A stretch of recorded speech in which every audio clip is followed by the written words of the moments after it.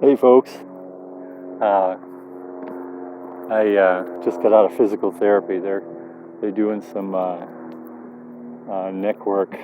I store all my stress in my neck, so it's most of my stress in my neck, so it's kind of tense back there.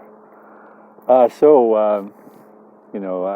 you probably already have heard or read that I had some abuse issues when I was a kid.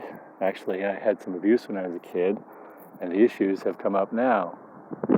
Or maybe they've always been here, I'm not really sure. But uh, I just want to take this time to tell you that I got a 128 gigabyte card, a micro SD. I finally found that freaking card. 128 gigabytes. So I'm not going to be saying, oh, I have to run to the car so I can get some more, space in here.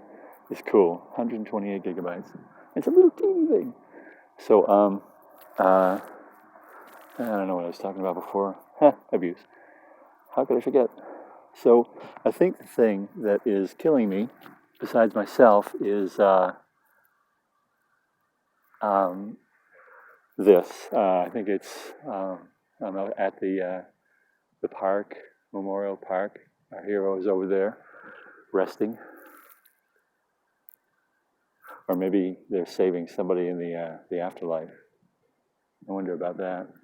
Is there an afterlife? Uh-huh. I just wanted to do a little thing here. I'm going to go to the pot store and get some pot. I sold something, so I'm going to go and do that. I should go and do an NA meeting instead, but I'm not going to. Not yet. It's not time yet. But it will. It will be time sometime soon. There's a home. There's a home I could live in. Maybe start to live in.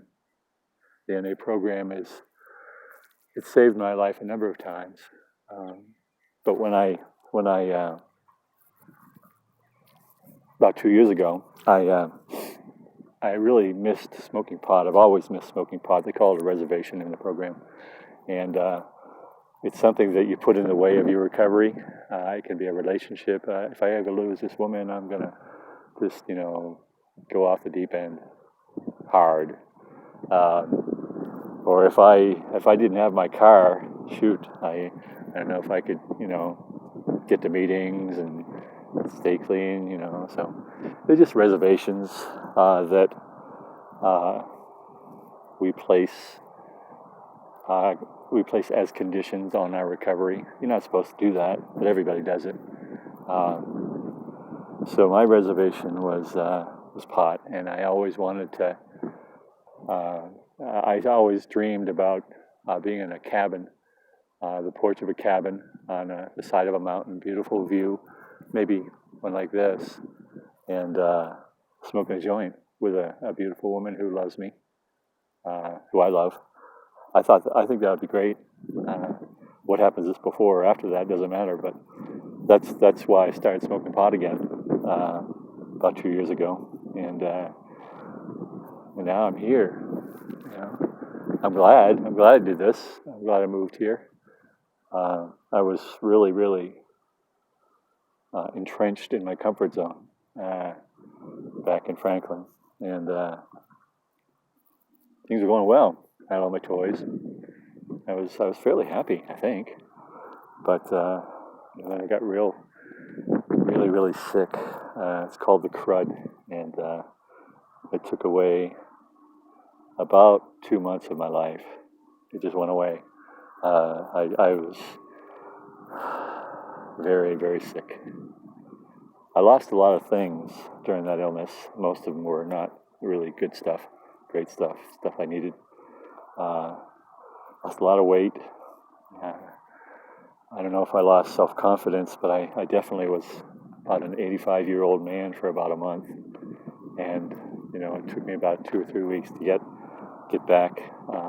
And then, of course, as soon as I got down here, I stayed in the Salvation Army shelter and got it again. This one wasn't as bad, but altogether I've lost about 40 pounds, and I know.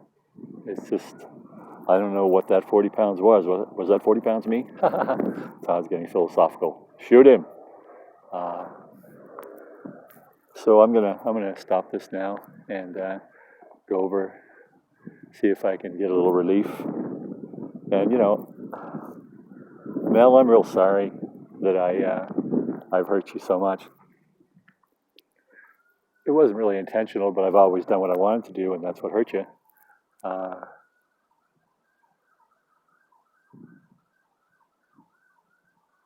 I forgive you for not telling me about the security deposit. It would have been nice to know that. I spent about a month worth of gas going to town to get the check. And, it's going to be here today. No, it wasn't. It was never coming. But you didn't tell me that you got it.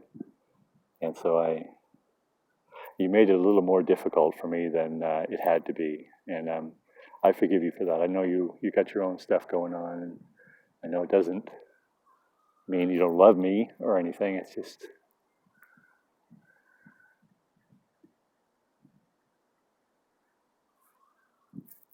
it's forgiven. Love you, Mel. And you too.